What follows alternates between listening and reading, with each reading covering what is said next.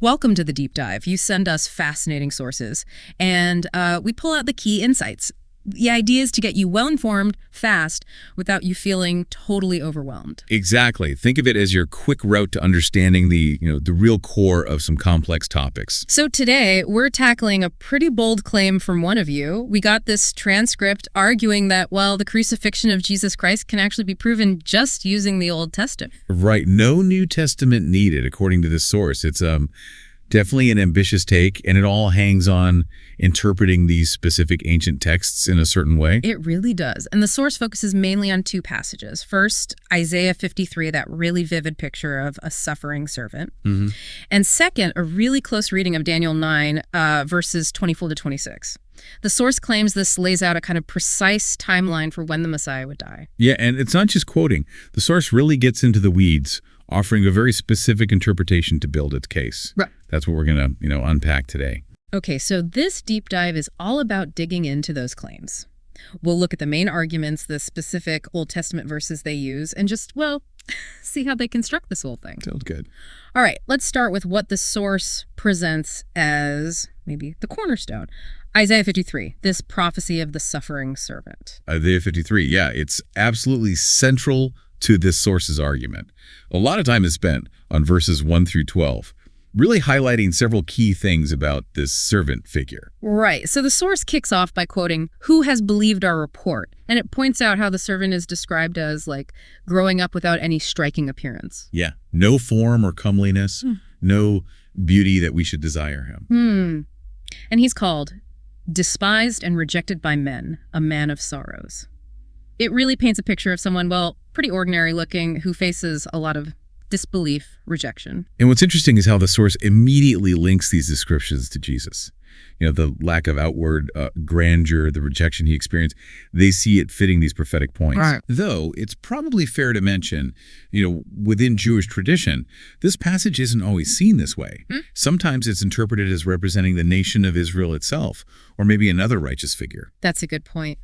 The passage then goes on, "Surely he has borne our griefs and carried our sorrows. He was wounded for our transgressions. He was bruised for our iniquities. The chastisement for our peace was upon him, and by his stripes we are healed." That definitely sounds like someone taking on pain for others. And this is absolutely critical for the source.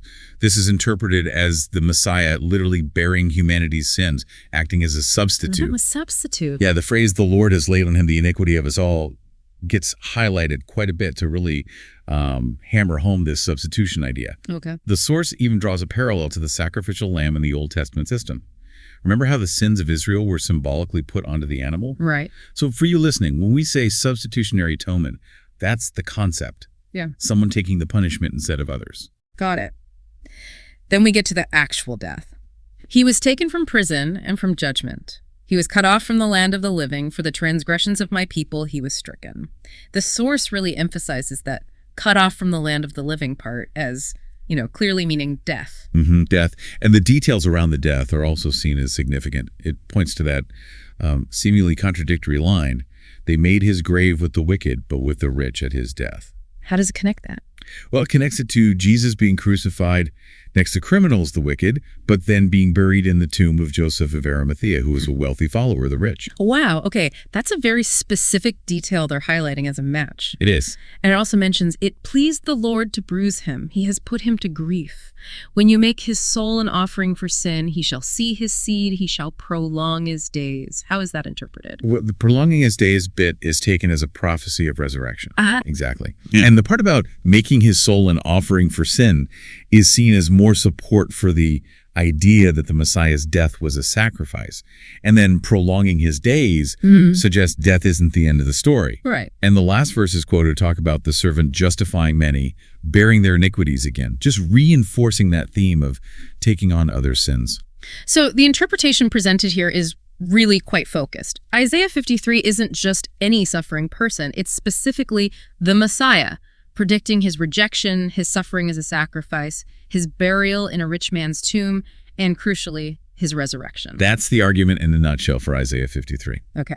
Now, this is where the argument gets well, incredibly specific, because the source doesn't just claim the what of the crucifixion is in the Old Testament, but it tries to pinpoint the when, using this next prophecy, Daniel 9, verses 24 to 26. Yeah, Daniel 9. Look, this passage has layers of complexity. It's been interpreted in many ways over centuries, but the source presents a very specific reading tied to a timeline. Right. It focuses on that 70 weeks concept mentioned in the prophecy, and it explains that in Hebrew, the word for week, Shabua, can also mean a week of years, right? Exactly. A group of 7 years. So 70 weeks will be 70 times 7, which is 490 years. 490 years. And the source notes this prophecy was written around 530 BC during the Babylonian exile. Correct. Now, how these 70 weeks are broken down is really key to the source's argument.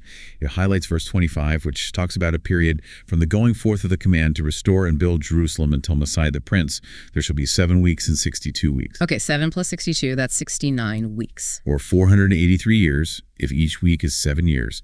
Now, the source identifies the start date for this countdown, Which is? the decree by King Artaxerxes I in 444 BC to rebuild Jerusalem. This is documented over in the book of Nehemiah chapter 2. And those first 7 weeks, or 49 years, they link that to the actual time it took to rebuild the city walls under Nehemiah. Okay, starting point, 444 BC. And we're counting down 483 years to find when the Messiah appears. So if you just subtract 483 from 444 BC, you land in 39 AD. Simple math. Right. But here's where it gets more intricate. The source introduces a point about the calendar system likely used back then. The calendar. Yes. They argue Daniel would probably have been thinking in terms of a Hebrew calendar, which often operated on a 360-day year, not our standard 365.25-day solar year. 360 days. Think of it like this. If you measure a very long distance using rulers that are slightly shorter than standard rulers, you'll end up using a different number of rulers, right? Yeah, makes sense. So the source says the days in a year were slightly different. They recalculate the total number of days in those 483 prophetic years, using 360 days here, and then convert that huge number of days back into our standard solar years. Okay, so that 483 years becomes... It becomes approximately 476 of our solar years. 476 years. So instead of subtracting 483 from the 444 BC start date, they subtract 476. Correct. And 444 BC minus 476 years brings them to 33 AD. 33 AD. Wow, okay, that is quite a detailed calculation. It almost feels like you need, I don't know, a degree in ancient calendars to follow that. It's definitely detailed, but that's the absolute core of their timing argument. The source really emphasizes that this calculated year, 33 AD, aligns remarkably well with the generally accepted time frame for Jesus' crucifixion, based on New Testament accounts and other historical context. And they also bring in verse 26 of Daniel 9, don't they? It says, "After the 62 weeks, Messiah shall be cut off, but not for himself, and the people of the prince who is to come shall destroy the city and the sanctuary." Yes, that's seen as further confirmation.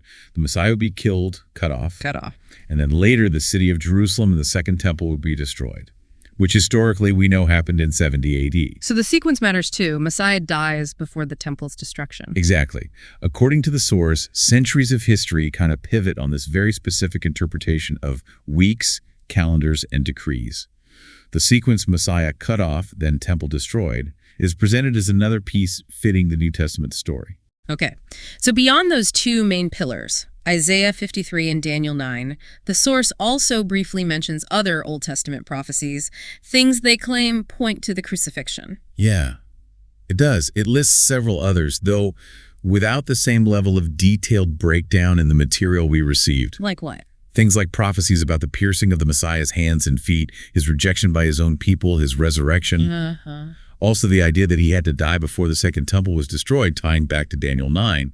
His role as a priest offering himself for atonement. And even a connection back to Genesis, the prophecy of the one born of a virgin defeating the serpent, which they link to overcoming sin and death. So while not detailed in our source material, these are presented as like additional supporting threads. Exactly. They're mentioned to bolster the overall argument that multiple strands within the Old Testament foreshadow these specific events surrounding the crucifixion. Okay, so if we pull it all together, the source's final argument is pretty direct. The crucifixion of the Messiah isn't just a New Testament story. It was, they claim, clearly predicted within the Old Testament scriptures themselves. That's the main assertion. They also apparently mention parallels in the Torah foreshadowing and some non-biblical historical sources that confirm the crucifixion happened as sort of extra support, though we didn't get the details on those for this dive. Right, those were mentioned as further evidence, but not elaborated on in the transcript peer-reviewed. And the final statement is quite strong. It basically asserts that believing in the crucifixion doesn't really require faith, just an unbiased look at this evidence from these ancient texts. It's definitely a compelling case they build. Yeah. But it really hinges entirely on accepting their specific interpretations of these Old Testament prophecies and seeing Jesus as the fulfillment. Right. So to sort of recap this deep dive based on the source you sent in, we've explored their reading of Isaiah 53 as this incredibly detailed prophecy of the Messiah's suffering, death, burial, and resurrection. And then this really fascinating, though definitely complex, calculation based on Daniel 9 that tries to pinpoint the exact year of the Messiah's crucifixion down to 33 AD. Yeah, and it's just so important for you, the listener, to keep in mind that these biblical passages, well, they are open to interpretation.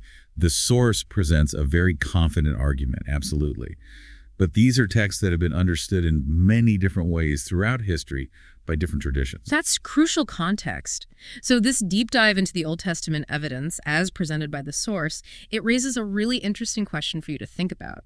If we consider these arguments, what might the implications be for how we understand the whole historical and theological background of the crucifixion story? It definitely gives you a lot to chew on. Yeah, it really does. It perhaps encourages, further exploration of these scriptures and the different ways they've been interpreted. Absolutely. A deeper engagement with the texts themselves and the various viewpoints surrounding them. Well, thanks for taking this deep dive with us today. We hope it's given you a much clearer picture of the specific arguments laid out in the source material you shared. Hope it was useful. Until next time. Until our next deep dive.